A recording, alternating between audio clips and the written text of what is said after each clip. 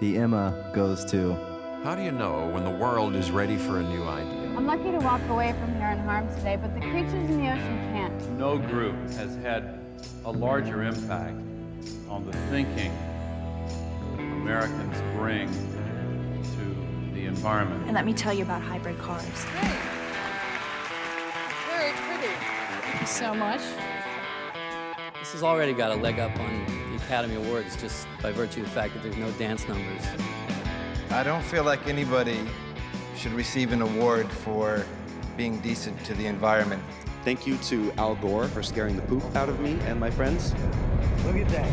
Thank you very much for having us here. Thank you very much. Hello, Shads. Look around. I hope you like what you see. A Toyota Highlander hybrid that is off the chain.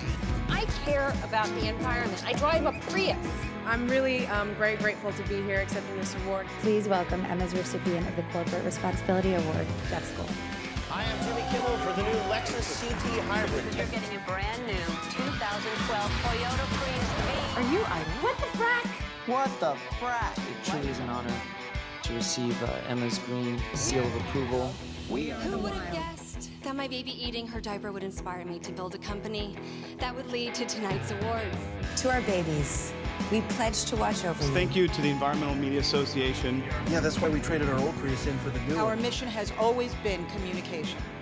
After all, educating and motivating our world about global climate change, sustainable lifestyle, and urgent environmental issues is why we began this organization. And the EMA Award goes to...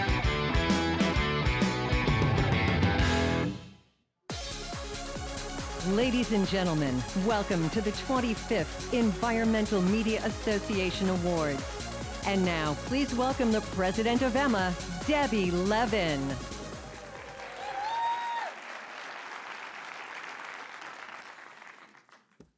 I can't believe it's been 15 years since we were all introduced to the Prius. Which totally changed what was the cool car in Hollywood.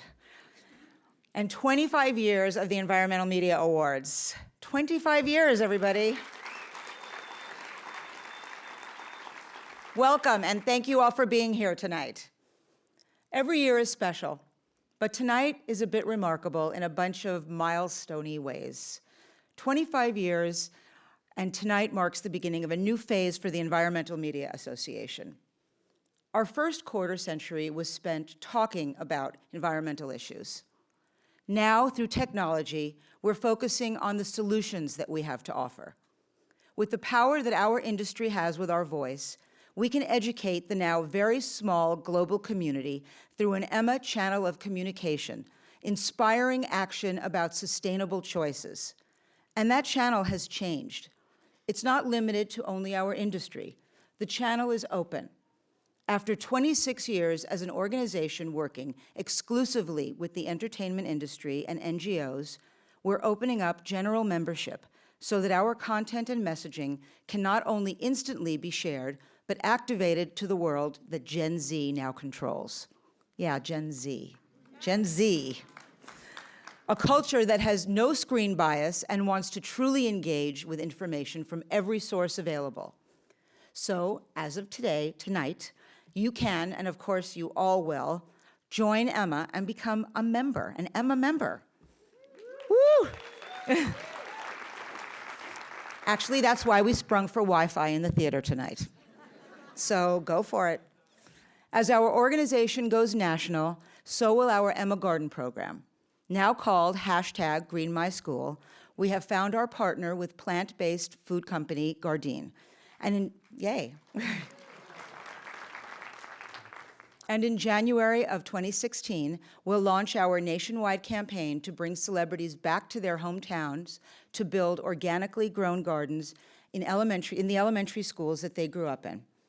This program will allow us the chance to bring back to communities and educate children on the importance of organically grown produce and reinforce our mission of linking the concept of environmental sustainability and nutrition. Our goal is to have 20 cities by 2020 and then keep on building until we have organically grown gardens all over the country. Yeah, I love this. This has been a crazy busy year of program work, from GMO advocacy to the road to Paris. It's all in our tribute books for you to read so that we can move on with our very busy evening. And yes, we are celebrating our 25th anniversary tonight, and the 15th anniversary of the little car that brought us together with our remarkable friends at Toyota Motor Sales USA, the Prius. 25, 15, kind of amazing.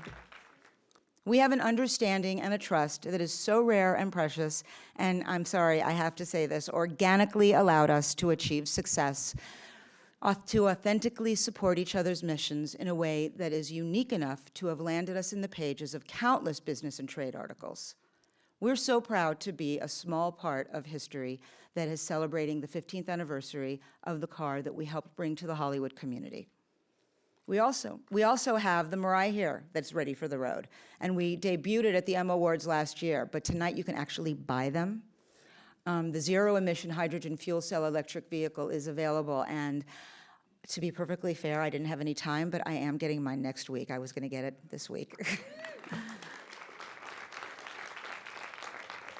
We have incredible, incredible nominees and remarkable honorees tonight, whose activism touches everything that we have been working for here at EMA for all these years.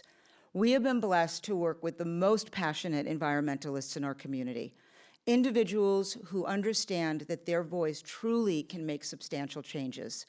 Tonight is also the beginning of a new relationship with Fusion Network. They will be covering the awards across all Fusion platforms, including cable network, Fusion.net, and Snapchat. And expanding our mission, EMA will be beginning creating original content for them.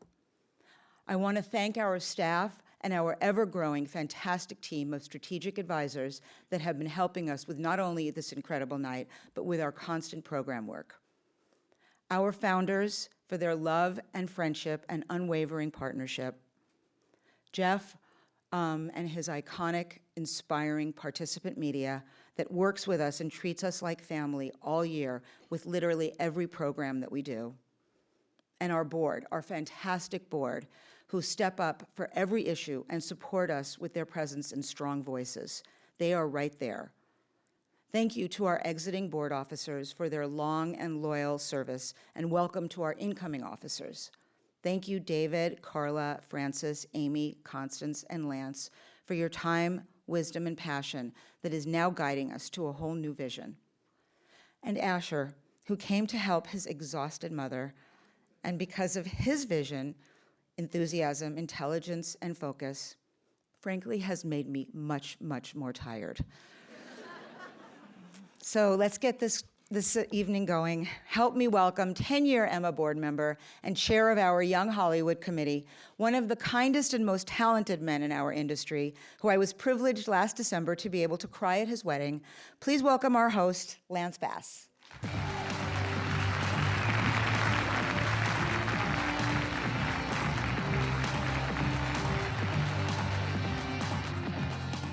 Well, hello, everybody, and welcome to the 25th anniversary of the Environmental Media Awards.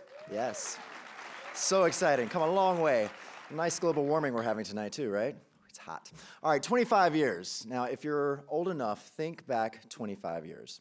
25 years ago, grunge was still just dirt. Phones did not yet have that funny little eye in front of them. And Donald Trump was running after European supermodels, not the presidency of the United States. Oh, what a carefree time it was. And 25 years ago, I, Lance Bass, was just a sweet, innocent 11-year-old boy growing up in Mississippi, happy, but at least, as far as I knew it, not yet gay. I had no idea that 25 years later, I would be standing here as a still working boy band survivor, happily married to my fantastic husband, Michael Turchin. Hi, Michael, who's watching this at home. Now, way back then, I had slightly different dreams. I had just gone to space camp, and I was certain I would be soon heading up to space with NASA, way before Matt Damon or even Sandra Bullock did it. But this is not about my issues. And for the record, the #1 song on the top of the charts 25 years ago was this empowering anthem by the power trio known across the universe as Wilson Phillips. Can you sing along with me? Someday somebody's gonna make you wanna turn around and say goodbye. Till then, baby, are you gonna let them hold you down and make you cry? Don't you know things will change, things will change, things will go your way if you hold on for one more day. If you hold on for one more day, things will go your way. Hold on for one more day. I was expecting more harmonies, people. I was expecting more harmonies, but that's okay. All right, tonight we celebrate an organization that has done so much more than just hold on for 25 years. For 2.5 decades, the Environmental Media Association has fought the good fight and triumphed. As the chairman of the Young Hollywood Board, I am very proud to say that this organization has never been more vital, more engaged, and more needed. I am thankful that amazing leader Debbie Levin swept me up into this organization at this time in this history when it was needed. And so rather than just hold on, this organization is not just growing, but redoubling its many efforts to spread the good green word. And for the first time ever, opening itself up to membership by the public. And to show you the benefits of membership, I would like to invite to this stage my greatest and greenest hero, who I just spotted backstage, Ed Begley Jr. Ed, get out here. Now, Lance, thank you. Thank you for remembering. Thank you. Now look at this man. Look at this man. Now, since Ed was here at the start of the organization, he is clearly more than 25 years old himself. But look at this youthful glow. Look at this boyish figure. Proof that bicycling is not just good for the earth; it's good for your ass, right? Right, Ed? Well, I'd like to think I have a sustainable tuchus, but there's such a thing as an unsustainable ass. Oh. Donald Trump. Thank you. Let's hear it for Ed and his wonderful bicycling ass. Now, Ed Begley is proof that when it comes to being green and being a member of the Environmental Media Association, membership definitely has its privileges. Tonight, we have a remarkable evening as we honor Gwyneth Paltrow, Van Jones, Zim and James Joaquin, George Miller, Kristen Davis and Don Henley, and all of our nominees here tonight. We have such a full show. I will now attempt to honor our Green Seal honorees faster than any host in EMA history as I sing the chorus of Hold On Again. Ladies and gentlemen, don't blink or you'll miss it. Here we go. Someday somebody's gonna make you wanna turn around and say goodbye. Till then, baby, are you gonna let them hold you down and make you cry? Don't you know, things will change, things will go your way if you hold on for one more day. If you hold on for one more day, things will go your way. Hold on for one more day. Again, you didn't sing with me, but that's okay, it's okay. Congratulations to all the Green Seal winners. And speaking of winners, to present the first award of the night, please welcome one of the stars of Mad Max, Rosie Huntington-Whiteley.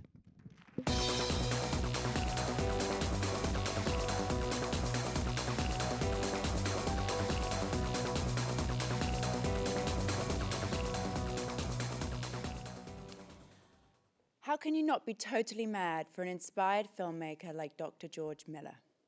In truth, there is no other filmmaker quite like him. A great artist and a man whose work has been marked not simply by its enduring excellence, but also his very personal concern for this planet and those of us who must take better care of it. As we are all about to see, this is a theme that the good doctor has artfully explored in different ways throughout his entire career, from the Mad Max movies, including the one I recently got to work with him on, to the Babe and Happy Feet films. Like the women and men in Mad Max, George Miller really knows how to kick some ass, and a very good green cause. To understand who he was, you have to go back to another time, when the world was powered by the black fuel, and the desert sprouted great cities of pipe and steel.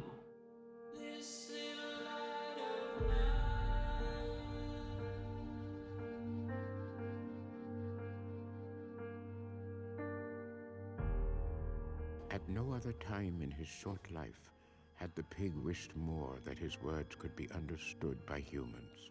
Why are you taking our fish? I'm sure you don't mean to, but you're causing an awful lot of grief.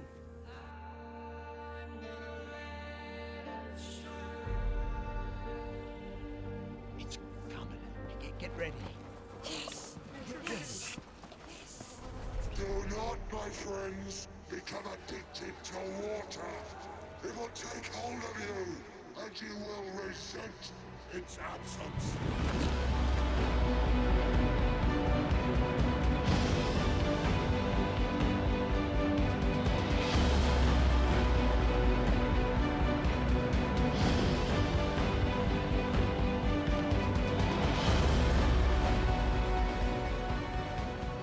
High ground, just beyond that thing. He means the tree. Yeah, tree. The soil. We had no water, and The water was filth. it was poisoned. It was sour. We couldn't grow anything.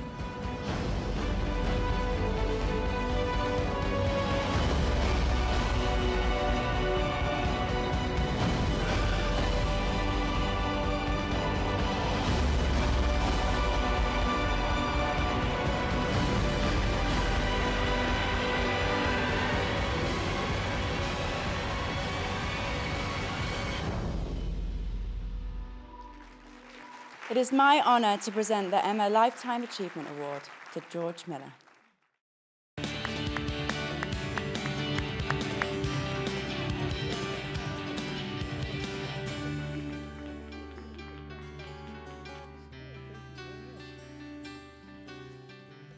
Well, thank you so much, Rosie and everybody.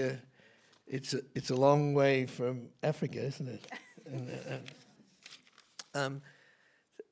Thank you. I have to acknowledge Cindy and Alan Horn and Lynn and Norman Lear.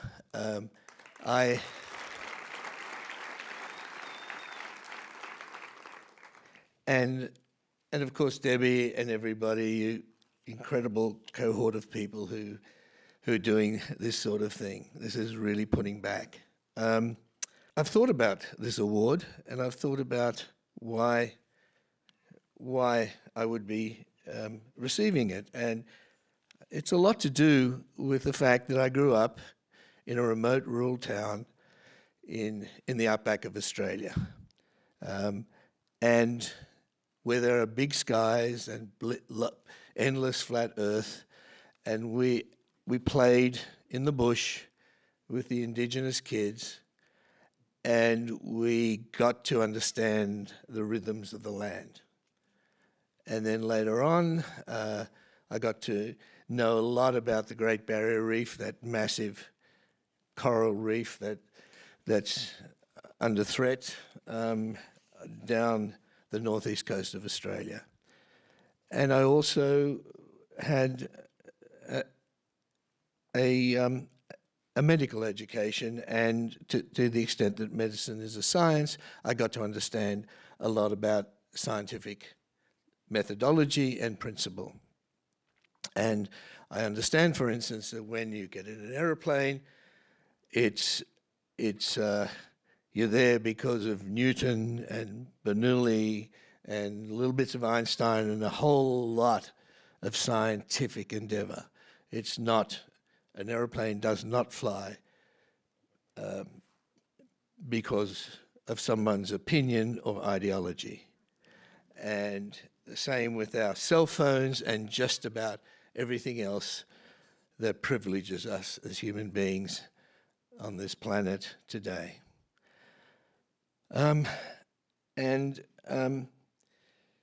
So that all seeps into your storytelling. And I'm really happy that you're prepared, or you're happy to honor me with this. I'm going to ask your indulgence. I'm going to be a little bit naughty because I almost didn't get here because I live on a small peninsula at the headland of Sydney Harbour. And right now, it's under siege by bureaucrats and politicians who are handing over national park land to developers. Very, very common story in the interest of revenue. And it's the wrong thing to do. And most people know it, but it's a pretty good example of the sort of thinking that takes us down the wrong path. So if anybody is interested, they say, think global, act local. I'm acting local here. Now, I'm going to hold up a piece of paper, and if anybody's motivated a little bit, to push back a little bit against mindless thinking, think of, if you go to a website, I don't know if you can see this, Save Watson's Bay. Save Watson's Bay. If you go to that website, I feel like a hijacker. But if you go to that website, it's preceded by www.com. Save Watson Bay. Think of Michael Bay making a movie, a Sherlock Holmes movie, where he has to save Dr. Watson. Michael Bay having to save Dr. Watson. Okay. And if you go to that website, you'll understand what this is about. It's not about the massive problems of global climate degradation and so on, but it's the same sort of mindset that could set it off in the wrong place. Anyway, so if you could do that, and it also tells you some little things you can do. It'll probably take you 5 to 10 minutes to read it, and then you might have to take another 5 to 10 minutes if you want to sign a petition or send a letter to the minister who heads a department called the Office, this is really George Orwell time, the Office of Environment and Heritage. And they're the guys who are sort of doing it all wrong. It's a little bit of pushback from the other side of the Pacific. So once again, I'm very, very grateful for this. It's great to see that there are other, let's say, warriors around. And Rosie, thank you. It's so fantastic to see you without all the dust and grime and so on. Thank you. Thank you.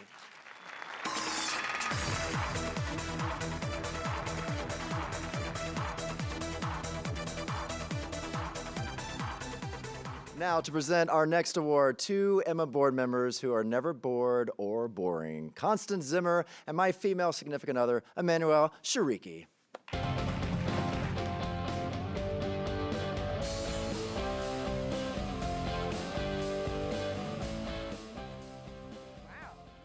There's a lot of people out there. Good thing I can read the teleprompter. Okay, so listen. Recent research suggests that there was actual reality even before there was reality TV. That's unreal. I mean, totally unreal. And it's really unreal how much we love reality. But enough about plugging Constance's unreal show. Let's get to the actual reality of the situation, shall we? Yes. And by the way, it was not my point to plug my own show. Okay. Anyways, here are some shows that dared to convey some important and sustainable reality right where it belongs, on television. Vice, Our Rising Oceans. So we're here at the 9th International Conference on Climate Change. These are the climate change deniers. And if you see some of the sponsors here, the Ayn Rand Institute, the International Climate Coalition, are right next to the Illinois Coal Association. The real question is, how do we bring centrists and the left over to climate realism? Now, this particular conference happened to be organized by the Heartland Institute, whose donors over the years have included such odd bedfellows to an environmental organization, ExxonMobil, and the Charles Koch Foundation. Heartland President Joe Bast is no stranger to controversy. His foundation spent much of the 90s refuting the dangers of smoking for tobacco companies. And now those same tactics are being employed to refute the science of climate change. Biggest and baddest, tigers. Tigers remain elusive, but on my way back, I have yet another encounter with the rhino mother and baby. About 435 greater one-horned rhinos live in Nepal. Only some 2,000 exist in the world today. Poaching rhino for their horns is a constant threat, and soldiers posted here patrol the park to stop this illegal activity. Tomorrow, I resume my tiger hunt. And I'm in for the ride of my life. while my trail cams get me closer to the king of this jungle than ever before. Last Week Tonight with John Oliver. Just look at that classic image of a polar bear balancing on a block of ice. That used to horrify people, but now it's lost its power. It's like looking at pornography from the 1840s. I don't care how much shin that woman is showing, I just feel nothing. And look, if anything, things have got worse for polar bears. Earlier this year, a study showed that environmental toxins could potentially cause them to be at risk of increased risk of species extinction as a result of weak penile bones and risk of fractures. Yeah. Now you understand why those Coca-Cola bears have to hold bottles in front of them. They have raging erections all the time. Always. And the EMA award goes to Vice, Our Rising Oceans. Accepting on behalf of Vice are Joe Langford and Jared Perez.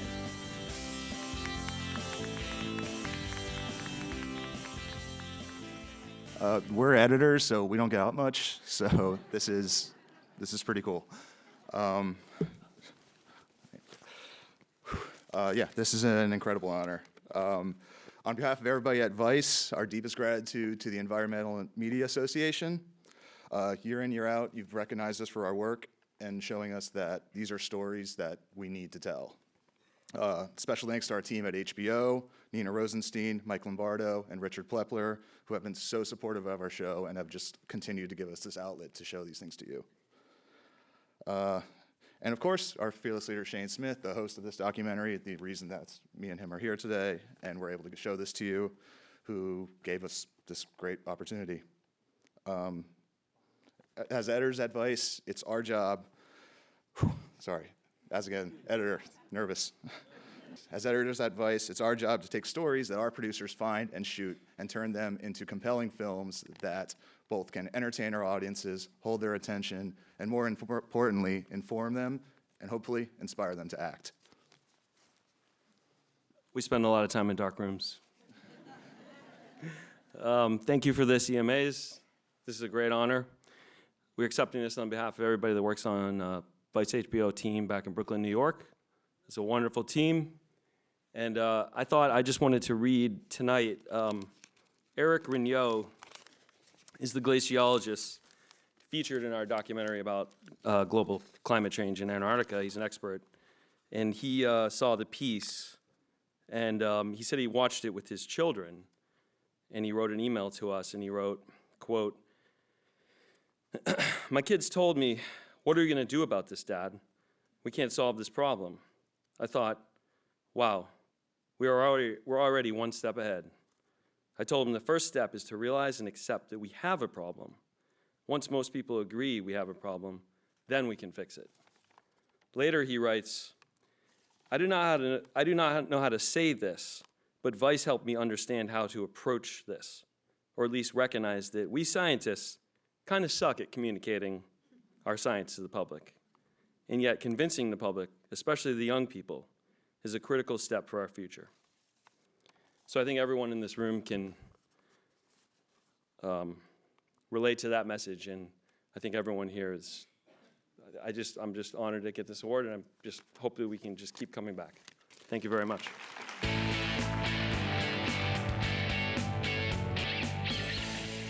Here's another EMA board member and a man who's hosted more shows than me, so I feel inadequate. Carter Osthaus and the world's hottest management consultant from House of Lies, Don Olivieri.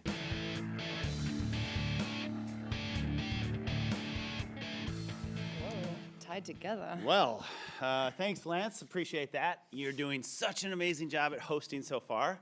But just so you know, if it comes about, if you start feeling a little funny tonight, I'm here. I'm ready to step in at any moment. Okay? I'm feeling pretty good about myself. Carter, what exactly would you be doing if you were to step in for him? Whatever he wants.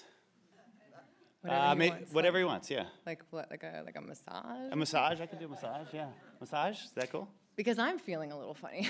Actually, I'm usually feeling I think I'm spiraling, actually. So maybe I'll give you a massage. Hand massage, Absolutely. possibly? I'll give you a massage. Is that a good one? Better How's that? one? A little bit better. Is that good? Stronger. You seem so big and strong, but it doesn't seem like. Is that- I feel like. Still Okay, working? well, while Carter's working on it, stepping up, then I'm going to introduce the next category, which is, funny enough, very serious. Don't stop, never stop. Here we go. Cue video. Christella. There's no zoning regulations in Houston. You can have a refinery right next to a preschool. It's beautiful. Yes. Well, this is Dallas. We still have a few stray liberals gumming up the works, but thank God it's not Austin.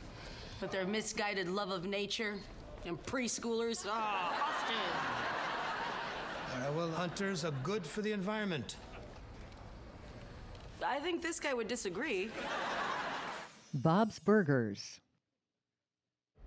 I did make a few jokes, like where it asked, "What are your hobbies?" I wrote, "Beats me." Get it? Spelled B-E-E-T. Logan!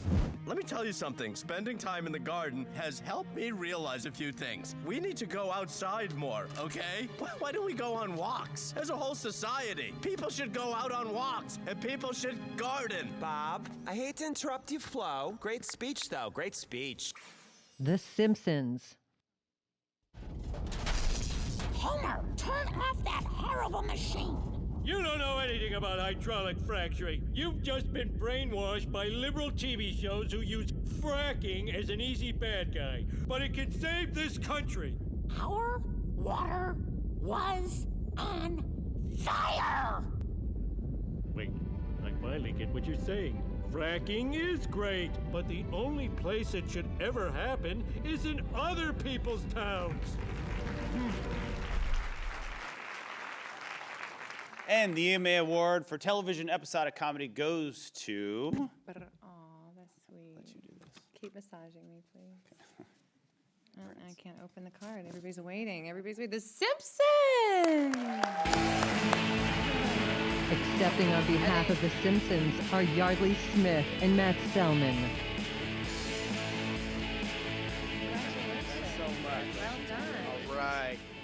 All right, we're just gonna, before we get to Yardley's section of the teleprompter here, we're gonna have a little fun. Thanks to the Environmental Media Association for this amazing award. We're very proud of this episode. We couldn't have done it without the wonderful work of writer Valentina Garza, the director Matt Nastic, our executive producers Matt Groening, James L. Brooks, Al Jean, and Sam Simon up there in Atheist Heaven. You're part of our team too. And thanks to all the great writers, actors, animators, and musicians who throw their passion into every episode. And special thanks to, you didn't see her, but guest voice Jane Fonda, who was in this episode, who once at this very award show told one of the dirtiest jokes I've ever heard. So if you see me later, I'll tell you, but it's bad. When we set out to do a show about hydraulic fracturing or fracking, we felt it was important to present, both sides of this complicated issue, as you kind of saw Homer do there. We really couldn't find any for the pro, but we tried. Anyway, so thanks for the award.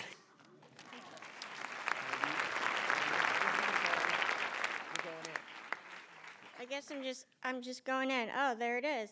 Hi, I'm Yardley, and I do the voice of Lisa Simpson.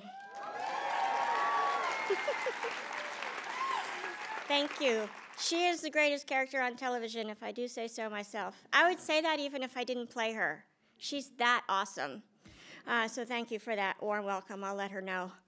I'm so excited to be here this evening for the 25th anniversary of the Environmental Media Awards.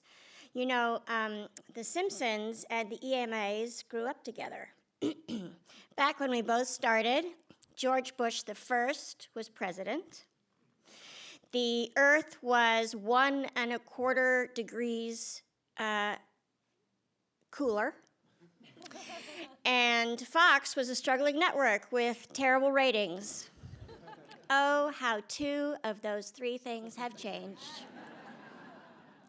Over those years, we at The Simpsons have addressed many environmental issues. Blinky, the 3-eyed fish, first swam onto TV sets in 1990. I am very old. In 2007, The Simpsons movie featured an 18-eyed mutant squirrel, proving that The Simpsons is a world-class leader in recycling jokes. We have always tried to support people and causes that make a difference to the environment. That's a very kind way of saying we take no prisoners. We were one of the first shows to get behind Ed Begley Jr. and his emission-free car, although it was powered by his own self-satisfaction on our show. We are so sorry about that. We have tackled factory farming, acid rain, light pollution, overfishing, climate change, clear-cutting old-growth trees, hive collapse, and fracking. Okay, no, tackled is maybe too strong a word. We have actually come up behind them gingerly, tapped them on the shoulder, and then run away. But anyway, through it all, the Environmental Media Awards has been there with tremendous support. First, we came in limos, then in Priuses, and now, seriously, why aren't we doing this by Skype? Really, did we all need to come on a Saturday to the Warner Brothers lot? I don't know. Anywho, I wish the EMAs so much success that in another 25 years, the Earth will be saved, and these awards will be as purposeless as every other award show in Hollywood.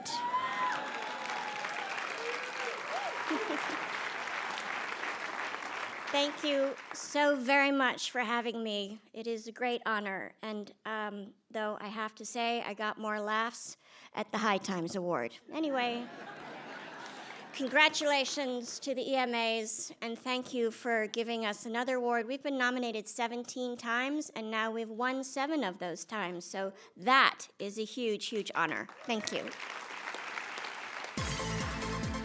Please welcome the chairman of Green Biz Group, Joel McCower. It's a great pleasure to be able to join forces with EMA this year for the first ever Global Innovator Award. It's an opportunity to honor a lot of those amazing people out there, brilliant minds that are changing the world. Innovation isn't just about tech or even clean tech. It's not just about solar panels and electric cars and other things. And in fact, innovation needn't even be about things at all. It's also about people providing access to clean energy, sustainable mobility, efficient homes, healthy, affordable foods for everyone, not just those among us who can afford them. True innovators rock our world. They see things differently. They make us see things differently. They change the way we do things and the way we think. They make the world better. And that brings me to Van Jones. I first met Van about a dozen or so years ago. He was talking about green jobs, not jails. It was kind of a radical thing to be talking to the environmental community about. In fact, he held a mirror up to the environmental and clean tech communities, and he made a lot of us understand that we needed to dig deeper, to reach out to new communities, to be more inclusive. And equally important, he offered a really inspiring and compelling vision of what's possible when we all create what he called green for all. He dazzled me then, and he's been dazzling lots and millions of other people ever since. When I first thought about the idea of presenting this award to Van, it raised a kind of an odd question. Which Van Jones? Is this Van, the modern-day civil rights leader, Van, the tireless environmental justice advocate and activist? Is it Van, the prolific social entrepreneur who's been starting organizations and movements that actually are changing things and creating the world that we all want to see? Is it Van, the media pundit, the passionate, persuasive, progressive voice that we now see on CNN?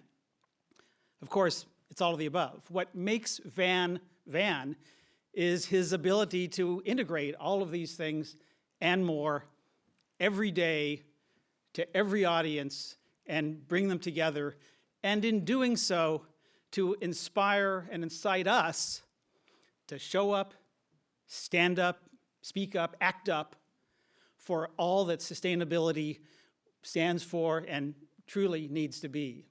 That is, inspires us to be more like Van.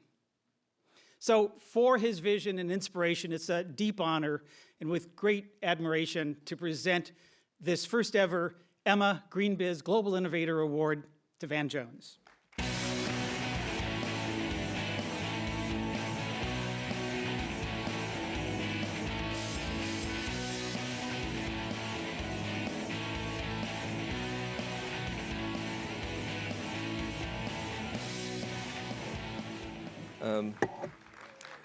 Well, first of all, I just want to thank you, Joel. You've been a great friend and a co-conspirator over all these many years. It's such a huge honor for me to get any award associated with Norman and Lynn. I mean, they're just, basically, we live in the world they created, and at this point, if they wanted, yeah, you can give them a huge round of applause. If either one of them wanted to just sit down and take the next couple of decades off, nobody could be mad at them. The fact that they are still leaning forward in the way that they are and still championing causes, to me, is a huge source of inspiration. I also want to thank my one of my co-conspirators, Jamie Wong, who's here from Viable, and the Green for All team. But let me just say, I'm mainly honored on behalf of the young people who we've gotten a chance to work with. We have been able to create, through Green for All now, about 10,000 jobs for low-income people, mostly people of color, in the solar industry, getting young guys who are standing on street corners, no future, no hope, no opportunity, getting them trained not to be in front of somebody's house, but on top of somebody's house, putting up a solar panel. That changes lives. It changes lives. It changes lives. I think one of the biggest problems that we have is that we think that somehow we have to choose. Are we going to fight pollution, or are we going to fight poverty? We have to choose. Do we love our children? Therefore, we need to create jobs and have economic development right now, even if it just poisons the earth? Or do we love our grandchildren? And in order to preserve the world for them, we should have no economic development. Everybody should just stand very still, you know. So your grandkids have a great planet, but your children starve. That's a false choice. Should you hug a child? Should you hug a tree? You have two arms. You can hug both. And the way you hug both is you create jobs for the people who most need work, doing the work that most needs to be done. The work that most needs to be done is cleaning up this earth. And we found, and you know, Joel and I have been side by side on this now for more than 10 years, that that's the kind of message that people in red states and blue states can agree with. People, black, brown, Muppet, Smurf, you know, Simpson, doesn't matter. When you're talking about going away from a pollution-based economy where people are sick and losing their jobs to a clean energy economy that has more work, more wealth, and more health. Solar panels don't put themselves up. Organic farms don't take care of themselves. Trees don't plant themselves. Everything that's good for the earth is a job for somebody. It's a contract for somebody. It's an entrepreneurial opportunity for somebody. When you talk to people like that, there is no division. There is just passion about a future that works for everybody. And I'm proud to take this award home to the people at Green for All who fight for that every day. Thank you very much.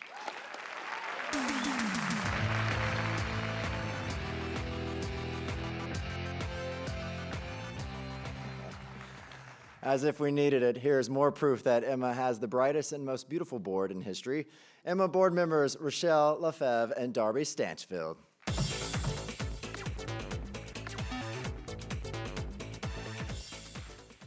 Darby and I just decided backstage we're starting a new movement. Hashtag Red for Green. Red for Green, Red for guys. Green. If you're an environmentalist and you're a redhead, hashtag Red for Green. We'll see you on the social web. Okay, and now an EMA award that has gone over the years to great shows like The X-Files, The Practice, The West Wing, CSI, and House of Cards. Our nominees this year are 2 shows that combined inspired drama and important environmental messages. These are the nominees for the television episodic drama. The Blacklist. Let's forget about the animals for a moment, the wholesale extinctions, the impact on the environment. Let's just consider the human toll. The thorough corruption of local authorities, political assassinations, the massacres of entire villages and wildlife compounds, eradicated for the most base of all possible motives, profit. Hundreds of billions of dollars a year in blood money. Someday the creatures on that program will be akin to unicorns and griffins. A fairy tale bestiary written in past tense, and no one is lifting a finger to stop it. Why not, Lizzie? Why not us? The Newsroom. How'd you get it? The Scripps Institution of Oceanography in San Diego measured the levels of carbon dioxide atop Mauna Loa, a volcano in Hawaii, and found that it's passed a long-feared milestone, 400 parts per million, which is a concentration not seen on Earth in millions of years. Here's what happened. You started talking about CO2 levels, and I started thinking about other things in my head. CO2 is a gas. The Mets need pitching. That's what I'm thinking about right now. Look. You showed a lot of wisdom coming to me for help. I don't need help. Great. I need help. Hit me.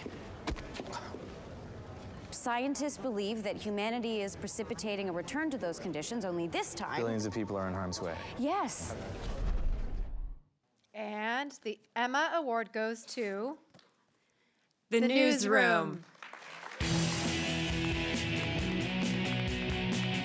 Accepting on behalf of the Newsroom is Paul Lieberstein.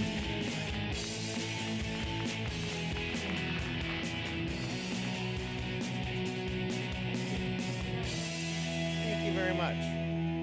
Thank you. Thank you. This is very nice of you. Thanks to Emma, I guess. One would be, well, Emma would be 2 M's, but let's say Emma. Thank you. Thank you, Aaron Sorkin, for feeling so passionately about the environment, writing such a great script. And this is really great to get. I promise to recycle it. No, I treasure it. Thank you very much. Please welcome writer, producer, director, creator, Michael Patrick King. Thank you. That's very nice. I am very happy to be here tonight to present my friend Kristen Davis with the Wildlife Conservation Award for the dedicated work she's done with the David Sheldrick Wildlife Trust in Africa and around the world in an effort to help to save elephants. So tonight it would be literally impossible to not mention the elephant in the room. That's why we're here. The phrase elephant in the room is an English idiom, if in case you didn't know, for an obvious truth that is either being ignored or going unaddressed. The metaphor also applies to an obvious problem that no one seems to want to risk to discuss. Well, Kristen Davis does. The first time I ever heard Kristen speak about Africa was on Sex and the City. I don't remember what exact season it was because Kristen and I had a very long and exciting sex life. I lasted 10 years, which is rare for a Hollywood couple. You get to know someone pretty well every day, in and out, for 10 years. Well, actually, to be truthful, we really didn't work together every day for 10 years because if you subtract the time of the 4 ladies in the hair and makeup trailer, we really only saw each other about 7 of those 10 years. One day on the set, Kristen informed me that over break she was going to go to Africa. It was a childhood dream of hers to go on a safari. And when I asked her who she was going with, she looked at me and said, myself. And then she smiled, myself. Since she had no significant man in her life at that time, Kristen decided rather than to wait, she would treat herself to her safari. That was the first time I became really aware of the differences between Charlotte York, her Sex and the City character, and Kristen Davis. Where Charlotte is provincial, Kristen is open. Where Charlotte is timid, Kristen is kind of fearless. And where Charlotte is fragile, Kristen is very strong. So off Kristen went to Africa with herself and her fancy, fancy, fancy, fancy, fancy top-of-the-line safari. In fact, it was so fancy that the 5 guides that were accompanying her, who had never seen a woman treat herself alone to a safari, asked among themselves, mystified, if she was a princess. Kristen fell in love with Africa on that trip, and on her next trip to Kenya in 2009, she and some staff in the Campi Yakanzi spotted an abandoned elephant calf. When it was still alone, a few days later, they made the decision to capture the calf. The David Sheldrick Wildlife Trust was called, and the 1-year-old calf named Chai Mu was rescued and given a very happy second chance at life. The whole idea behind an elephant in the room metaphor is that an elephant would be impossible to overlook. But in fact, it isn't impossible to overlook an elephant. And it happens every day in Africa. Day after day, elephants are slaughtered for their tusks and their babies wander around lost. And Kristen decided that she would do what she could to make it harder to ignore and overlook. She slowly and with purpose, using her celebrity and more importantly, her tenacity, did what she could to start building more awareness, which culminated in a rescue of many, many more orphan elephants. She then helped create an even wider awareness of the problem by producing her important and beautiful documentary about the elephants called Gardeners of Eden. It's available on iTunes and Netflix, and I really hope you could see it because since Kristen is an artist, she made an unabashedly emotional film. And knowing that sometimes words are not enough, she and the filmmakers allow us to see and feel for ourselves the situation with the elephants. And when you rent it or see it, you will see Kristen there in Kenya, in the mud, looking into the camera, asking us to help those noble animals who cannot help themselves. She's wearing no makeup, no designer clothes, and no Manolos. And I don't think Kristen's ever been more beautiful. It's yes. I think it is perfectly understandable of those guides to have asked if she was a princess. Because if she was a princess, she'd be a hardworking and determined princess with a heart as big as one of her rescued elephants. Please welcome my friend Kristen Davis.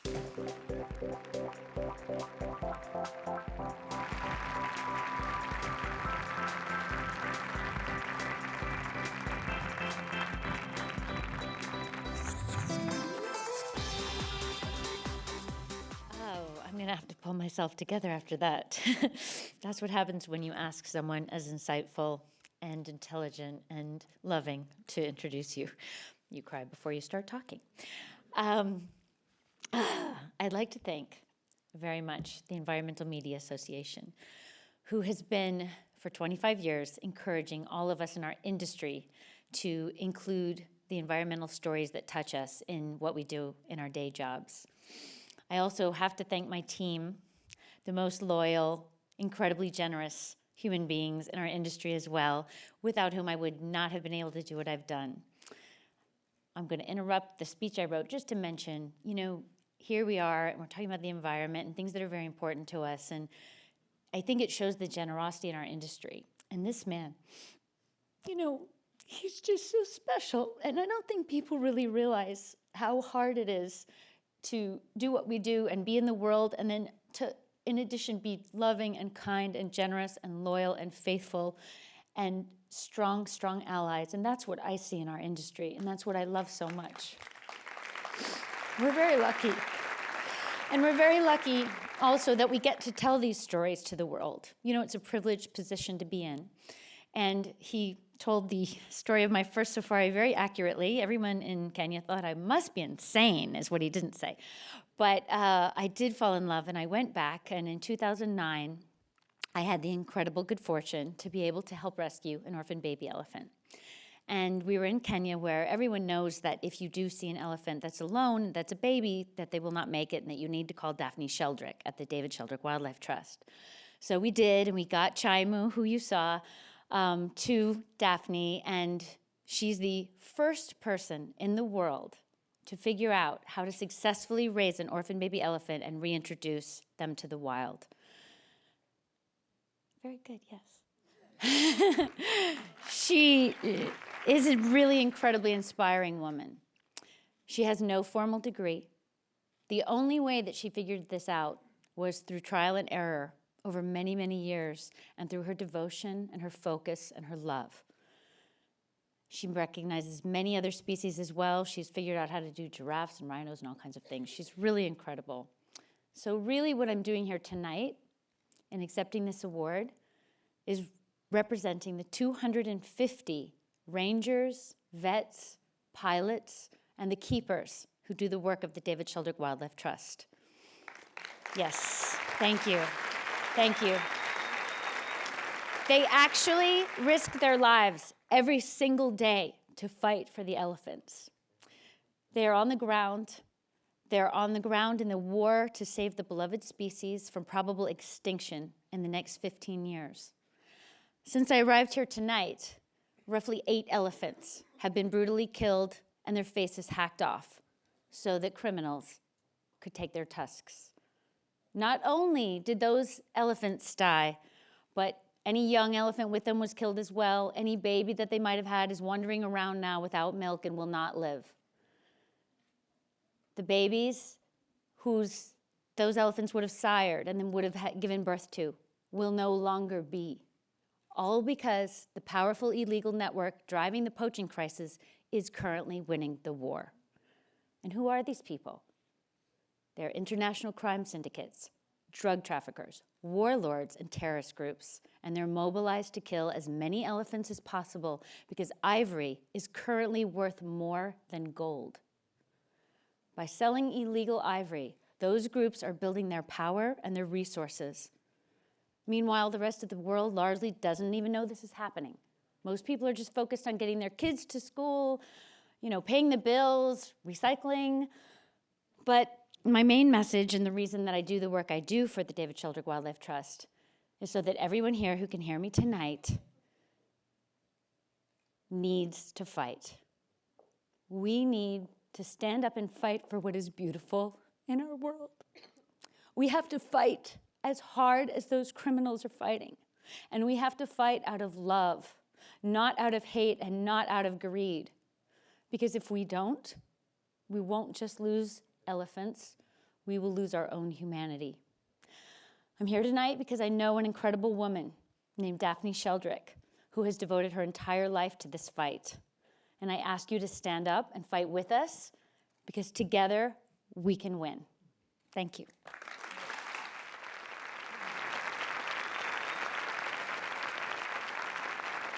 Here to perform their song Crush, featured in Kristen Davis's film Gardeners of Eden, Braves. Thank you. You wrote this song for the plight of the African elephant from the perspective of an orphaned elephant named Nshale.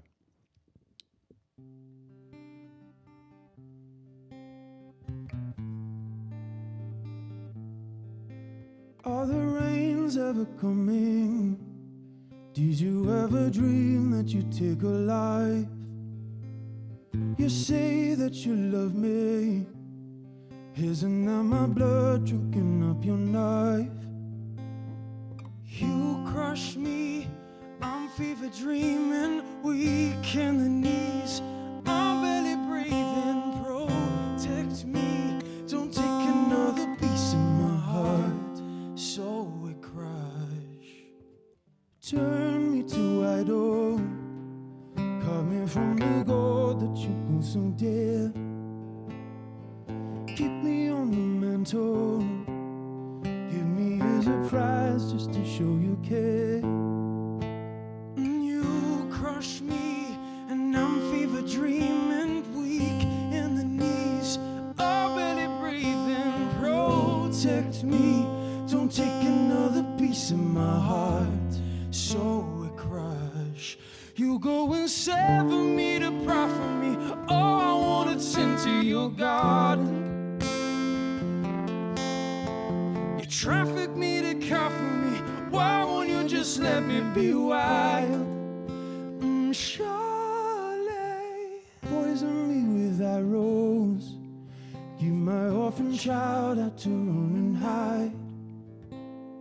Slaughter me for memory. Crush me into sand as we slip through time. You crush me, and I'm fever dreaming, weak in the knees.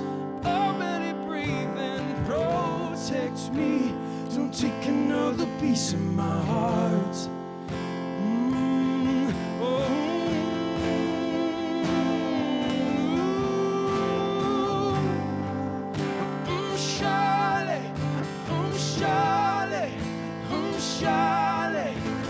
Charlie, chase me through the shadows. Even darker sins will be brought to life. My tears you will swallow. Only you can end this and make it right. Thank you.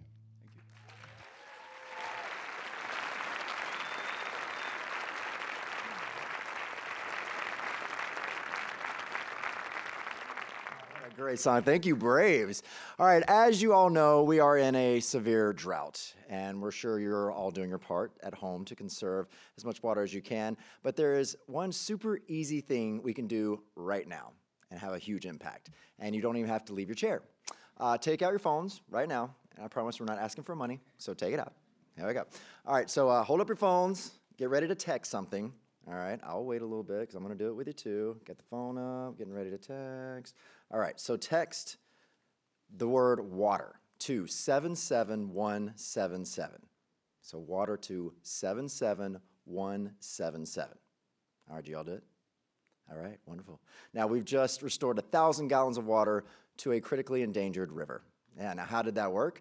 When you text, you're pledging to reduce your water footprint, and our Change the Course campaign sponsors pay to restore water where it's needed most. And since Change the Course launched in 2013, they've restored over 3 billion gallons of water to the Colorado River, which we use here in LA to cook, drink, and bathe. Emma and our friends at Dig Deep Water are happy to support this incredible campaign, so I want to thank you for that. And yeah, give them a hand. And now, what a great couple of Emma board members, Sarah Wright and Eric Christian Olsen.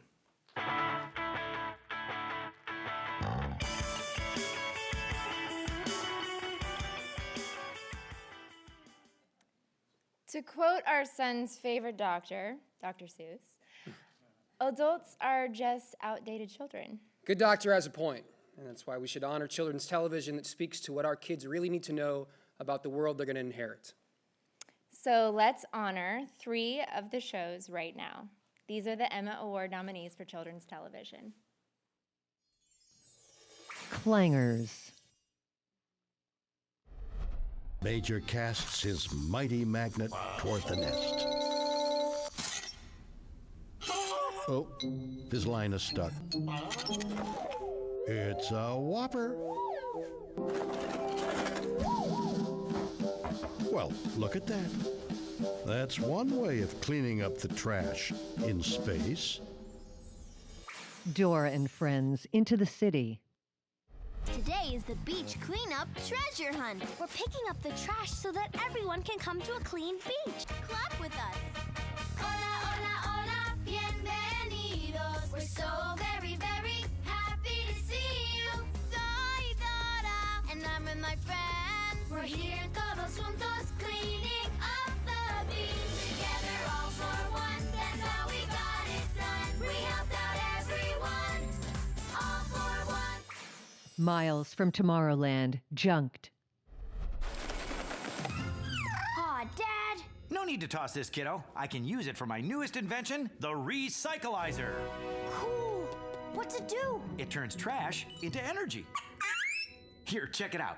You put the trash inside, press this button, and The trash is converted directly into electricity. We'll never have to take out the trash again! Well, this only works on small stuff. I'd need a lot of help to make a recycleizer big enough to get rid of all our garbage.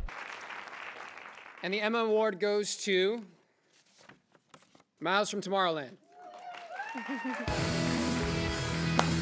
Accepting on behalf of Miles from Tomorrowland is Sasha Palladino. Thank you so much to the Environmental Media Association, and this is really exciting. I also want to thank Disney. Disney Junior is where the show airs. Thank you to Disney for supporting this show so much. And to our animation studio, Wild Canary. We have a lot of Wild Canary folks over there in the audience. I want to shout out for making the show so beautiful. This show is about a family in outer space, as you could see. And we try to work in a lot of great info about STEM, science, technology, engineering, and math, which is really important. The US is lagging behind a lot, as I'm sure a lot of you know, in STEM education, and we're trying to raise that number a little bit with our show, however we can. The show that was nominated, that just one, I guess. It was called Junked. It's about what could happen in the future. Our show is about a family that lives in outer space in the future. What could happen in the future with space junk if it's not really taken care of, and that is a problem today. But we're really more using that as a metaphor for today and how pollution affects our environment in this world, and trying to get kids to take the perspective of others, not just think about themselves, but think about how the things they do affect others. And we see making this show and making children's television as a huge responsibility. This audience is really important, as you all know, and it's a privilege to write for kids because they're going to grow up to be adults and to make decisions that affect our world in the future. So we take that responsibility really, really seriously. I was inspired to make this show, to create this show by my kids. I have 5-year-old twins who I hope are asleep right now, but they might not be. Because by them, but also by Walt Disney's vision of the future, what I always liked about his view of the future was that it was a positive place. The future was this optimistic place where things could be better, although I love Mad Max and how dystopic it is, because that's another kind of way to get at the same idea. But for our audience, to show this positive vision of the future where things work and where we deal with the environment and respect the environment in a way that is right. This is our chance to show that. And Walt Disney, when he first had his first iteration of Tomorrowland, which inspired the Miles from Tomorrowland of our show, he asked the Sherman Brothers, who wrote the songs for Mary Poppins, to write a song. This was at the World's Fair in Queens in 1964, and they wrote this song, "It's a Great Big Beautiful Tomorrow," and there's a line in it, "It's a great big beautiful tomorrow. There's a great big beautiful tomorrow. All you have to do is dream it." And our hope with this show is that we help and inspire kids to dream that tomorrow, and that it's a place where the environment is sustained and beautiful. So thank you for supporting us. Ladies and gentlemen, EMA board member, Wendy Malick.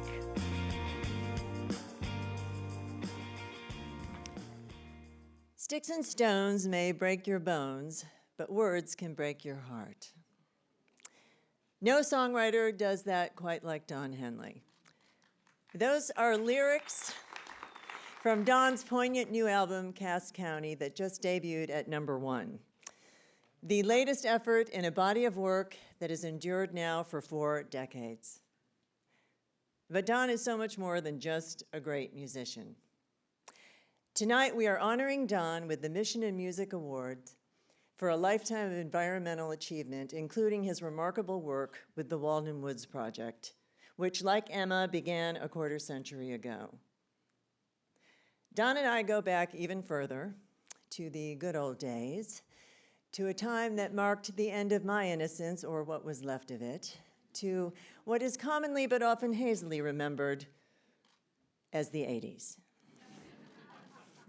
Back then, well before hell froze over and climate change heated up as a cause, I had the good fortune to meet Don, who was then just starting his solo career.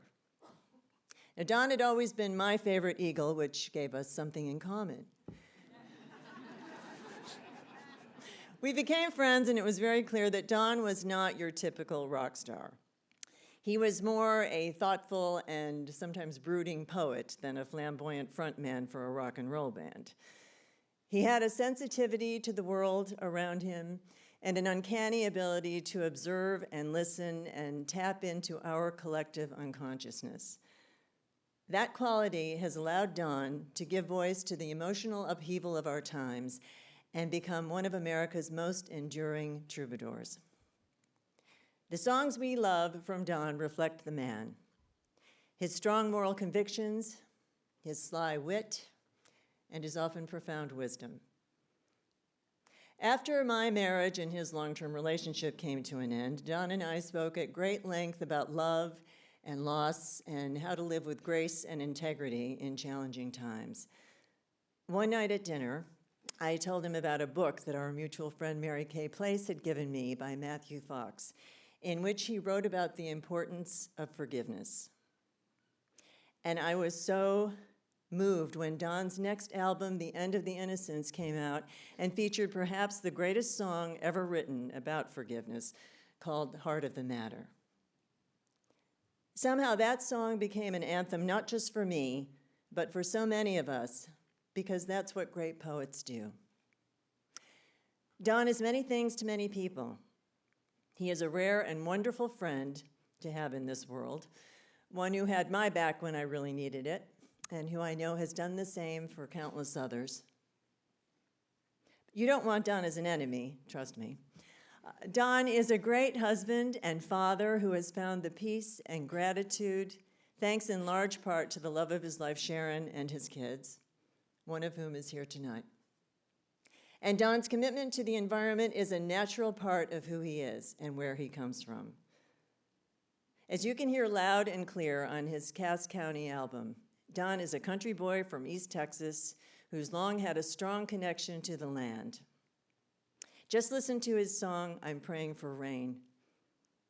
I love hearing Don go back to his roots, but his music has always had a strong sense of place, and you could feel his environmental concerns growing in a song like The Last Resort on the Eagles' Hotel California album. It's a commitment he shows not only with the Walden Woods Project, but back in Texas with the Caddo Lake Institute. Henry David Thoreau famously wrote that he went to the woods in order to live deliberately. Don is a man who lives like he makes his art, very deliberately. And I'm pretty sure there have been times in his life when Don might have enjoyed a little more solitude in the woods, with visitors only welcome by invitation.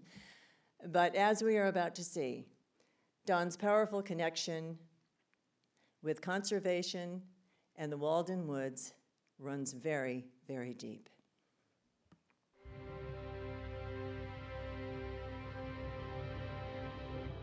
While growing up in rural Northeast Texas, Don Henley developed an early appreciation for the outdoors. In school, he was an avid reader of Thoreau and Emerson. Thus began his lifetime commitment to environmental causes, including the preservation of Thoreau's Walden Woods outside Boston. Don founded the nonprofit Walden Woods Project 25 years ago, when he learned that historic and ecological sites near Walden Pond were threatened with commercial development. His leadership of the organization earned him the National Humanities Medal. Don's commitment to the Walden Woods Project is largely manifested behind the scenes, where he has effectively guided the growth and mission-driven objectives of the organization. The Walden Woods Project has protected 14 key sites and is at the forefront of saving other endangered land in Walden Woods. The education programs of the organization are offered to teachers and students. They keep Thoreau's legacy alive by engaging a new generation in solutions to global environmental challenges. The Walden Woods Project's Global Environmental Leadership Award and its Challenge Awards inspire others to become environmental advocates and active stewards of our natural resources.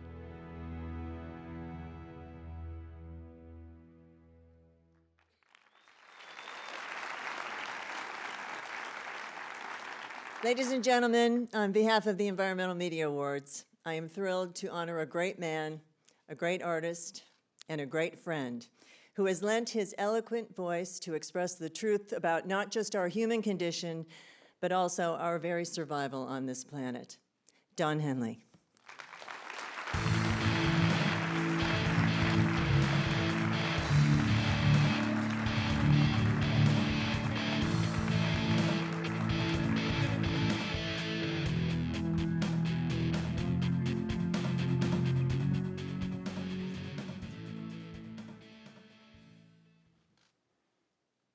Now, do I give this back to you, or do I can, I'll put it right here.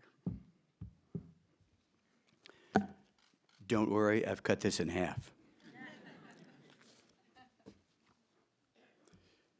Thank you, Wendy, my dear Wendy. We've been friends for so many years, and we're both still gainfully employed. It's wonderful. I don't know if you've ever been to Wendy's house. She lives,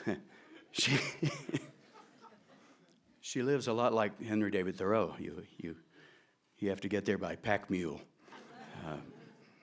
out in Topanga. But it's a wonderful place. I'm going to get this done as quickly as I can so that we can enjoy one of Mother Nature's other fine creations called the martini. You know, you got your grains, you got your fruits, you got your vegetables. It's a complete food.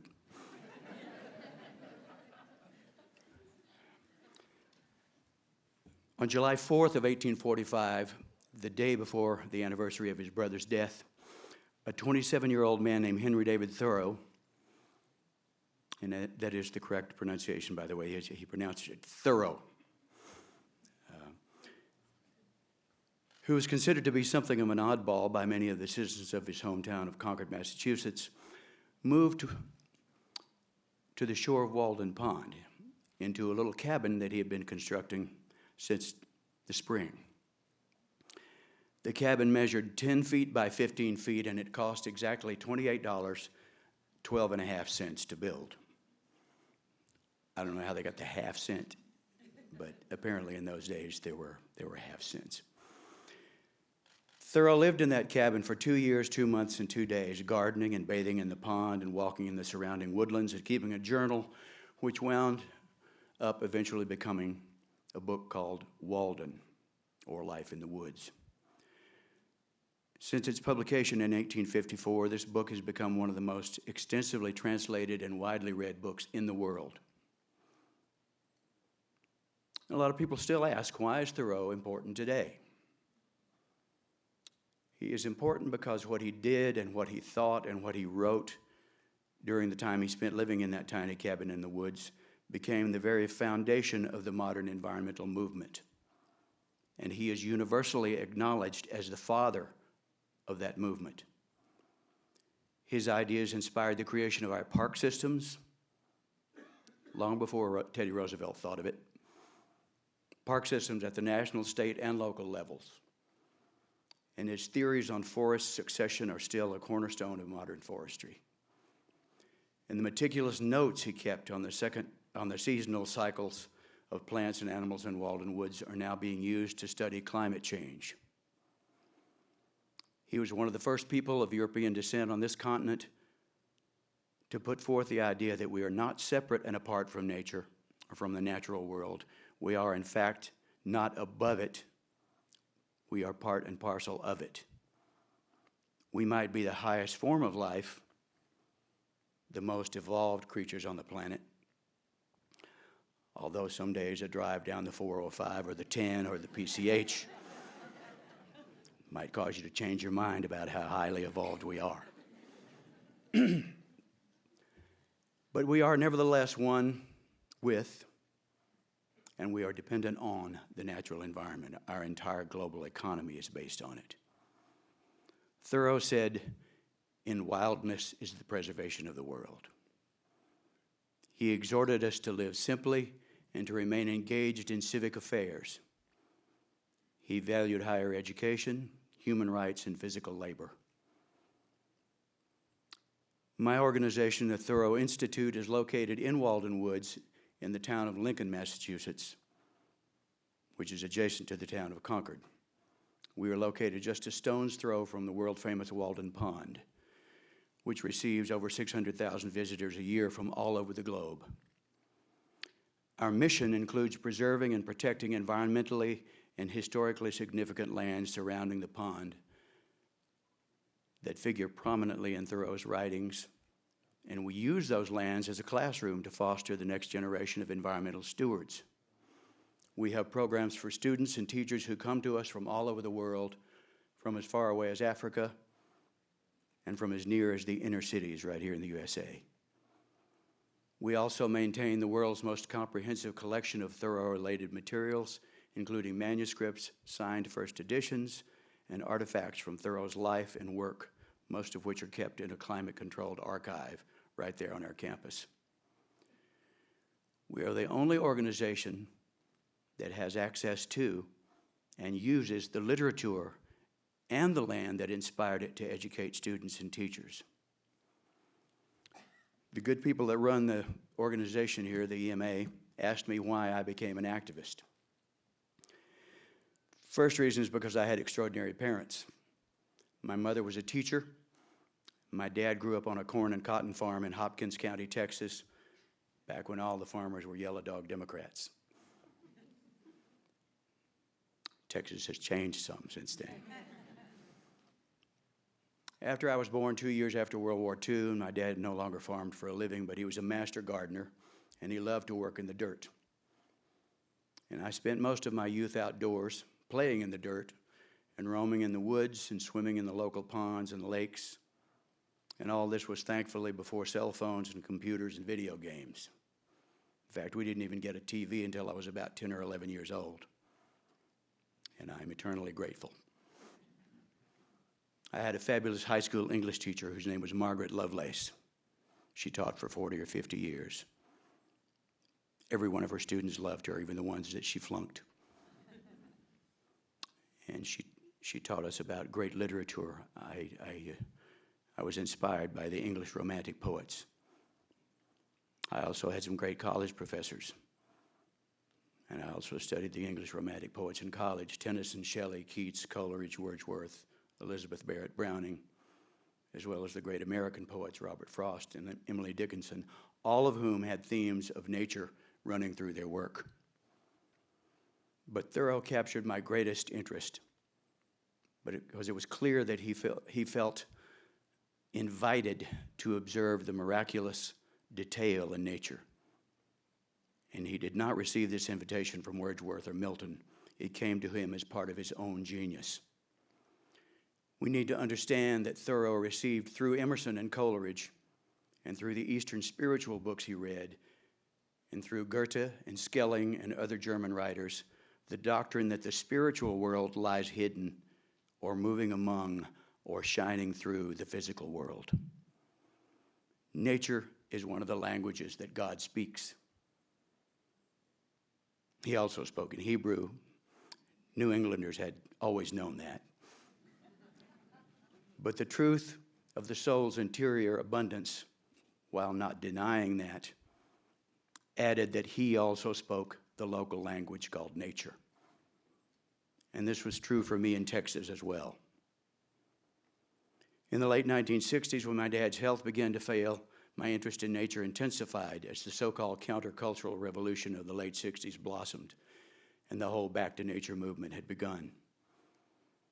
Later on, I moved to California, became friends with people like Jackson Browne and Bonnie Raitt, Neil Young, Ed Begley Jr., people who were actually out there doing something and taking action, and that inspired me too. What is important to me in regard to the environment? What is important to me? Everything, from both a practical and a spiritual standpoint. As far as I'm concerned, it's the absolute bottom line, the most critical issue that humankind faces today. Climate change and the issue of water are a particular concern to me. And I am constantly amazed and frustrated that there is still so much denial out there, especially at the highest levels of government. I could name names, but I'm not going to.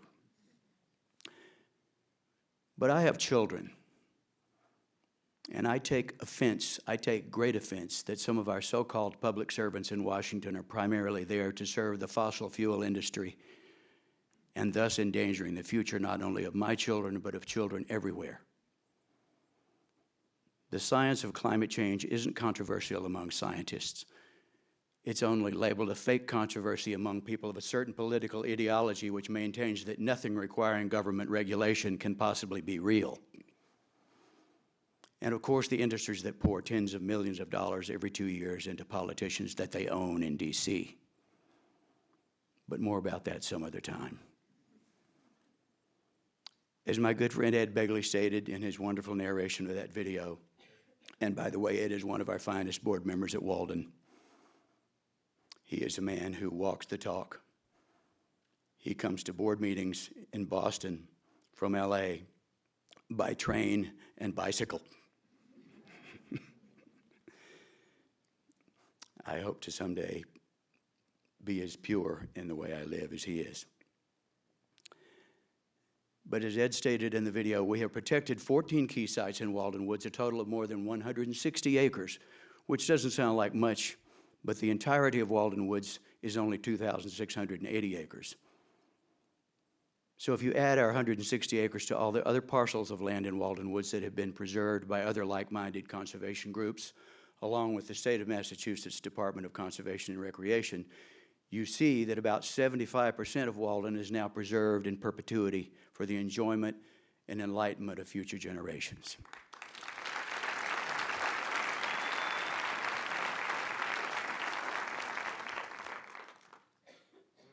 Come and visit us sometime.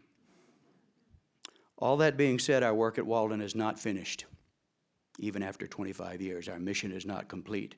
There remains one parcel, one precious 35-acre parcel that is the virtual gateway to Walden Woods. And we have got to get that parcel into conservation. It belongs to the town of Concord.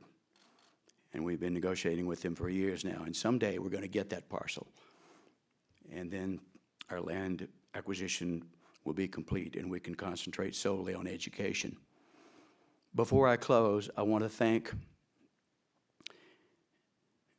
everybody in this room. There are many of you here who have been supporters of this project since the beginning. And I especially want to thank this thing that is sometimes collectively and often pejoratively called Hollywood. Because let me tell you, friends, Hollywood, including the film and television and music industry, has played a significant role in the work that has been done to preserve Walden Woods. So I thank you all for your participation, and I hope that you will continue. Keep up the good work. Thank you. To present the award for Digital Short, please welcome a supermodel and a YouTube sensation, Karuchi Tran and Lisa Schwartz, aka Lizbug. Hello. Just to clarify, she's the supermodel.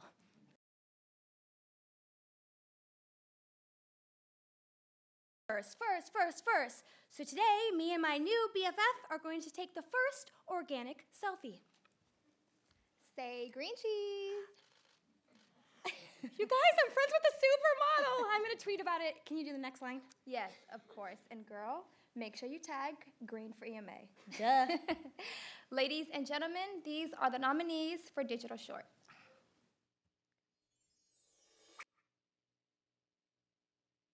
Does your parent, grandparent, or political representative suffer from climate change denial disorder? CCDD is a rapidly spreading disease that World Health officials say, if left untreated, could destroy the entire planet. There's nothing more relaxing than being out here in the water. Hey, get out of the way! Climate change denial disorder is a rapidly spreading disease that attacks the neurons, making it impossible to comprehend basic words like world, melting, not good, science, and factual. I'm gonna wait till more horrible shit happens to our planet. And I'm a senator, so fortunately, I get to make those decisions for all of us. You're welcome. The Soil Story. Scientists have recently discovered that applying a thin layer of compost sets up an ongoing positive feedback loop that brings more and more carbon into the soil each year. In concert with other regenerative practices like not tilling the soil, planting trees, cover crops, and planned grazing, we can build and retain gigatons of soil carbon. This is carbon farming. This is regenerative agriculture. Dear future generations, sorry. We can redirect this. How? Let me suggest that if a farmer sees a tree that is unhealthy, they don't look at the branches to diagnose it, they look at the root. So like that farmer, we must look at the root and not to the branches of government, not to the politicians run by corporations. We are the root, we are the foundation. This generation, it is up to us to take care of this planet. It is our only home. We must globally warm our hearts and change the climate of our souls and realize that we are not apart from nature, we are a part of nature. And to betray nature is to betray us. To save nature is to save us. Because whatever you're fighting for, racism or poverty, feminism, gay rights, or any type of equality, it won't matter in the least. Because if we don't all work together to save the environment, we will be equally extinct. And the EMA goes to? Dear future generations, sorry. Accepting on behalf of Dear Future Generations is Joe Lombardi.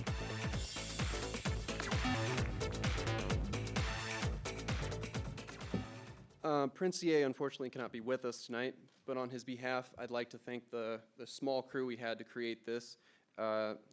John, Roddy, Lauren, Hodge, and Wildlife Works, and Stanford Trees, and everybody who shared this video and got it to 80 million views, which is incredible. So to see that, to see this kind of message get that much attention is incredible. So for that, I thank you all. Thank you. To present our next big award, two fine actresses, recently seen in Magic Mike XXL, Andie MacDowell, and soon to be seen in The Expanse, Shohreh Aghdashloo. Here are three great docs that artfully documented perhaps the single most pressing drama of our times, the life or death effort to keep this planet a welcoming home for all of us. These are the outstanding nominees for documentary film. The True Cost. Companies that make the chemicals are the same companies that make the medicines, which they are not patenting. So you get cancer, there are more profits. For them, it's a win, win, win, win, win. As for nature and people, it's a lose, lose, lose, lose, lose. The day those agents of these companies come to the farmer and say, you haven't paid back, now your land is my land. That day, the farmer will go into his field, drink a bottle of pesticide. In the last 16 years, there have been more than 250,000 recorded farmer suicides in India. That's about one farmer every 30 minutes, and it's the largest recorded wave of suicides in history. Gardeners of Eden. We save lots of them, but we also lose lots of them that are too far gone when they arrive to be able to retrieve. You just have to think in a human way. If you were that baby elephant suddenly finding itself all alone, how would you feel? That's exactly how they feel. Many of them just want to die. They don't want to live. And the only thing that can turn that round is a lot of kindness, which the keepers give them. And the other elephants that have come through this trauma will impart to them that there still is a life ahead. They must try and live. Slingshot. We could empty half of all the beds in all the hospitals in the world by just giving people clean water. It's good for everybody to drink potable water. As we always say, water is life.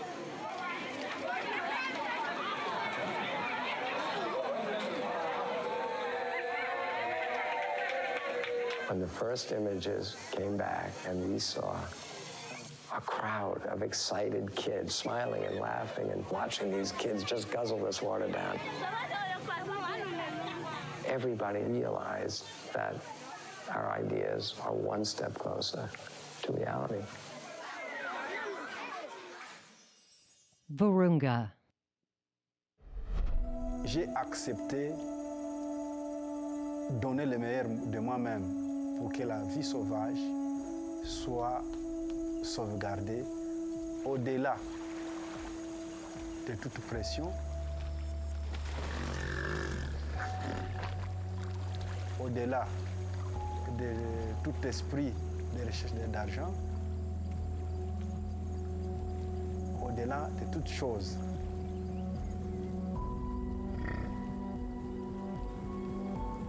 Tout ce qui peut m'arriver, j'accepterai. Je ne suis pas spécial.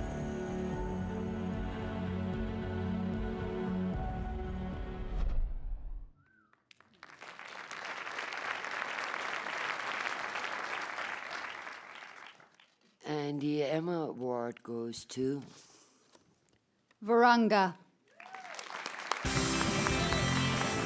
Accepting on behalf of Virunga is Adam Del Dio.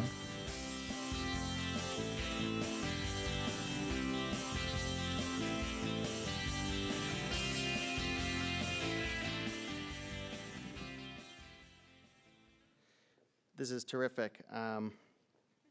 My name is Adam Del Dio, and I work at Netflix, and I'm also one of the executive producers of Virunga. On behalf of the director, Orlando von Einsendal, and the rest of the filmmaking team and all of the film's partners, it's truly an honor to accept this award. We are especially pleased to be recognized for the impact of the project. Making Virunga was a dangerous, difficult, and often scary path for everyone involved, not least the rangers and communities of the Virunga National Park in Eastern Congo, who were so generous in allowing the filmmaking team to capture their incredible work and share their stories with the world. They're still putting their lives on the line daily to protect this park. This project has always been more than just a film to everyone who has worked on it, because we believe what has been happening in Virunga has great implications for us all. We must continue to protect the home of the last remaining mountain gorillas. There are only 800 left in the world today, and we must not allow United Nations designated World Heritage Sites like Virunga to fall victim to corporate interests. Thanks so much to the Environmental Media Association for this very special award. Thank you.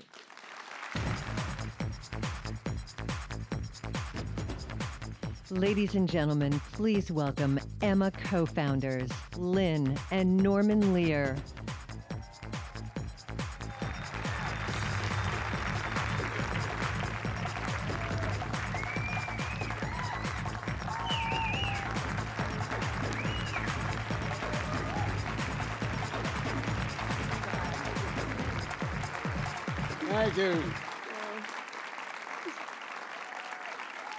Thank you. Thank you.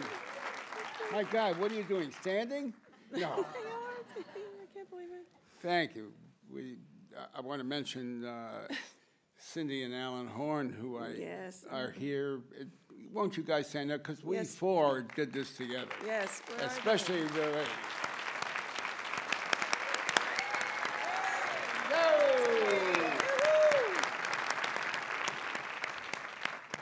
Are Ben and Cody here? I don't know. Anyway. Well, we're thrilled to be here and to say something to you that you don't hear that often in Hollywood. Happy 25th anniversary.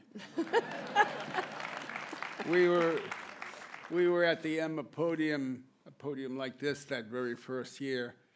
I was 42, Lynn was 12. At the expense of shameless self-promotion, even this, Lynn and I have gotten to experience. That's the name of the book I just By the read. way. In any event, we're here to tell you the marriage between the great cause and this community is still vital, still working, as you could see all evening. and still very hot. Actually, hotter than ever because of climate change. But rather than look backwards at Emma's journey, we'd like to focus on a wonderful couple in a very sustainable marriage of their own, who tonight are being honored with an award that since 2007 has been everyone from Toyota and Tiffany Dimension companies to Sir Richard Branson, Jeff Skoll, and Elon Musk, to mention heroes. The EMA corporate It's my responsibility. line, sweetheart. Oh, it's Lynn's line. And I suppose you want it. I do. Yeah. The EMA Corporate Responsibility Award goes this year to two amazing people who Norman and I have known and loved for many years. Even though they live up north in the Bay Area, that area. Yes, we love that. We love that area. We love those people. They don't love us all the time, but we love them. We have no problem with them at all. Somehow, they cross the boundaries in the best possible way. And as our worlds of technology and change and dramatically, and the worlds of Silicon Valley and Hollywood move together, closer together, the record is always quite clear. In all they do, and they do a lot, Zem and James Joaquin are leaders in this great cause, who we have been and will continue to fight the good, sustainable fight on every front. And on a few fronts, only these two visionaries could dream up. Truly, they are visionaries. On a very personal level, Zem has been like a little baby sister to me for a very long time, and it's fitting that we have become like family together. They are frequent and fabulous house guests of ours, and not only is their daughter Zoe a goddaughter to me, their dog, Tofu. Oh, don't, that's not fair. This is truly, this is my dog, god dog. Seriously. For the record, I don't have a god dog. Nor does he deserve one. He kicks our dog out of our bed. I mean, he's a good, lovable guy, but not exactly a dog person. Anyway, that's true, though. They, here's what, here's what we all have, is a deep commitment to the bridging gaps, in this world. Bridging the gaps in this world we all share. So for all that they have done and will do as individuals and as a power couple, for our times for founding EcoFabulous, for supporting Global Green, and they've been a major power couple for Global Green USA, and funding a brighter, more beautiful and sustainable future, for Obvious Ventures. Obvious Ventures, by the way, is supporting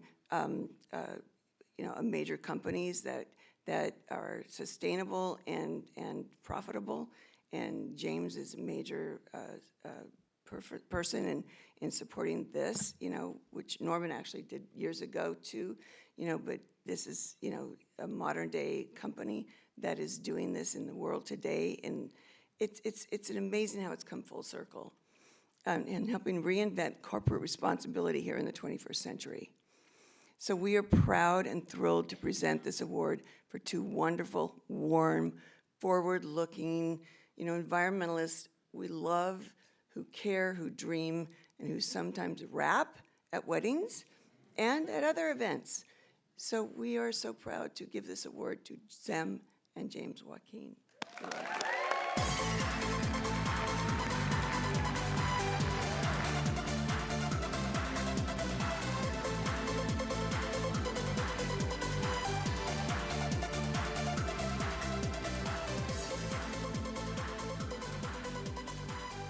They know how to rock a hat. Microphone check. Check. Microphone check. Okay, got it.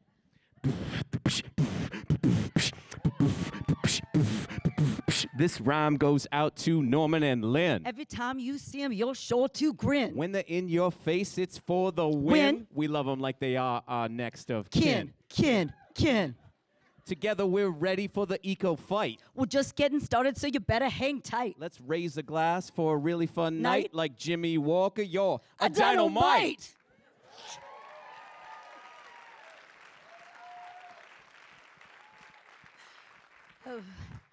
For the record, we only rap about the ones we truly love.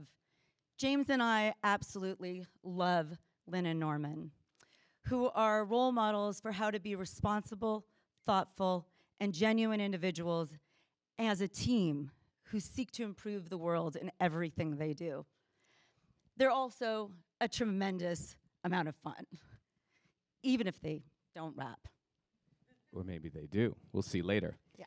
It's especially meaningful that Lynn and Norman are giving us this EMA Award tonight for corporate responsibility, because they understand how to build successful businesses and at the same time drive positive change. That's precisely what Zem and I are both trying to do in our work. Combine profit and purpose, create solutions to climate change that are inherently in sync with building successful businesses. The DNA of EcoFabulous was demonstrating that you don't have to sacrifice style to be sustainable.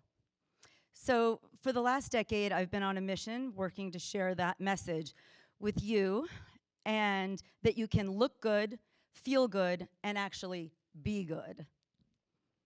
Zem's also done amazing work helping create the Cradle to Cradle Product Innovation Institute. Let's hear it for, let's give it up for that. Cradle, Cradle. They're reinventing corporate responsibility, giving companies the tools to remake their products so they're better for the customer and they're better for the environment too. Working with that team is one of my great passions, and it gives me the chance to see the vision of one of my true mentors, William McDonough, come to life. In fact, when we created the Institute, we looked to the EMAs as one of the inspiring examples of how a nonprofit can find a sustainable and meaningful way to affect change. So we thank Emma not just for this beautiful award, but for 25 years of leadership.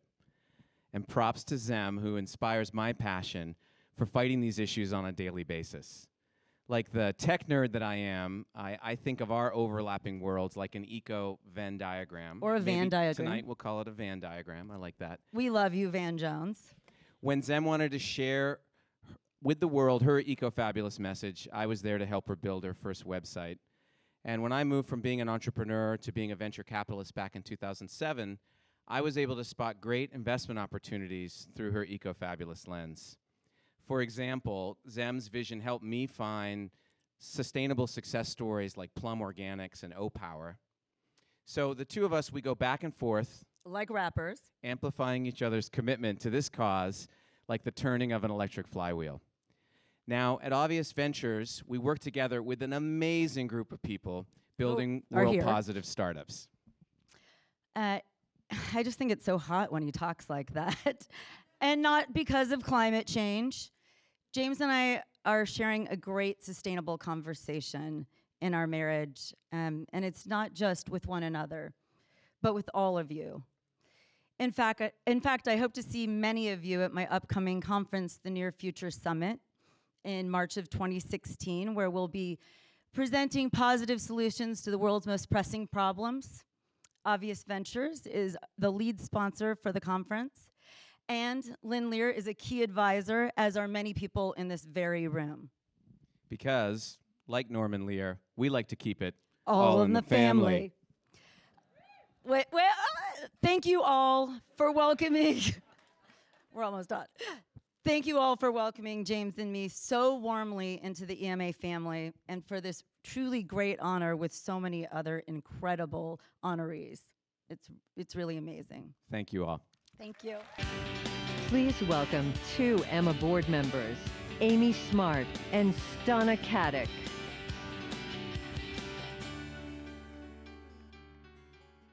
So Amy and I recently had the pleasure of working together on a little indie feature called Sister Cities. We're especially happy to stand together and present the EMA Award celebrating feature films. The first film to win the EMA Award for feature film was Dances with Wolves in 1991. Over the past quarter century, this honor has gone to so many other notable films with compelling environmental messages, including Erin Brockovich, Happy Feet, and Avatar. These are the nominees for feature film. Monkey Kingdom.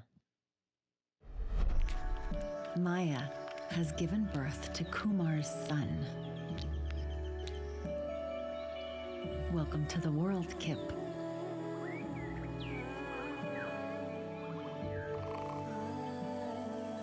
Maya is consumed by unconditional love.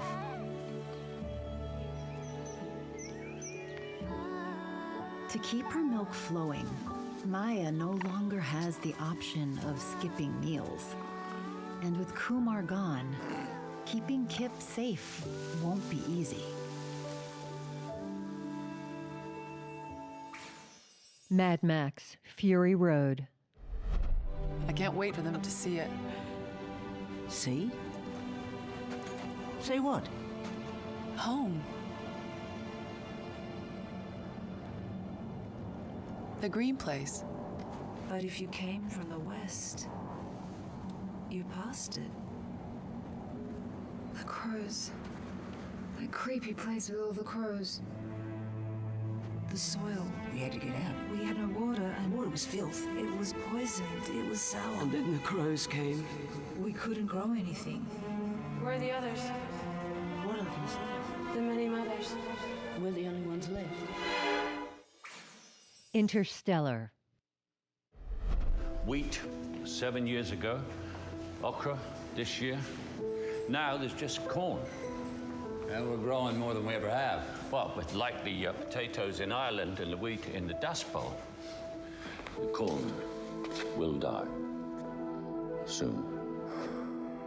We'll find a way, Professor.